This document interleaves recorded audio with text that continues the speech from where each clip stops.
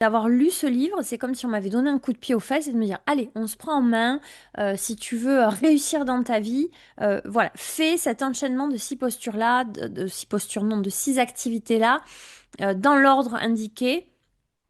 Et ben, j'étais sûre en fait que si j'arrivais à le faire, ben, ça me rendrait très fière de moi et ça me permettrait de me dépasser et de passer des steps supplémentaires dans ma vie. Alors, j'ai aimé le faire quelques matins, je l'ai même fait plusieurs mois pour vous dire la vérité, mais à la longue, ben, j'ai trouvé ça quand même intenable, car je n'avais rien modifié d'autre dans ma vie.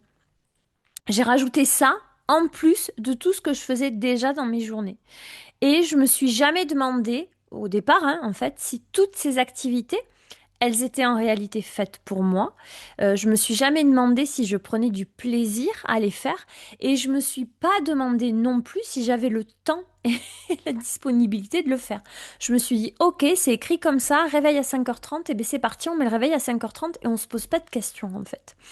Et une routine, par définition, ben, c'est rigide. Et c'est vraiment ça que je me suis imaginé quand je me suis mis à faire le Miracle Morning, c'est qu'il y avait cette rigidité-là, mais que c'était ça qui était important pour ben, le dépassement de moi.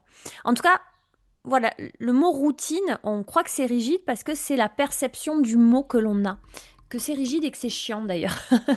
Et ton quotidien, ben, finalement, il est rigide aussi dans le sens où il n'y a pas grand-chose de plus qui peut rentrer, car ça déborde déjà beaucoup comme ça. Et il y a même des jours où ben, ça coince vraiment. Il y a des jours où tu n'as pas le temps pour de vrai. Il y a des jours où tu as un gosse malade et tu peux pas aller bosser et tu dois t'occuper de lui.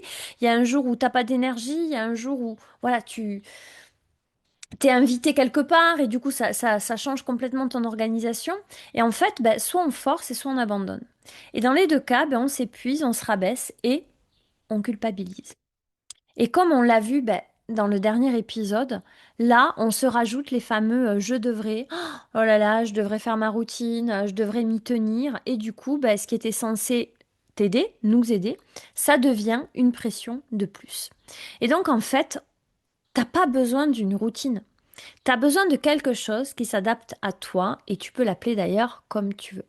Donc, voici déjà quelques solutions que je te propose pour peut-être ben, moins te prendre la tête.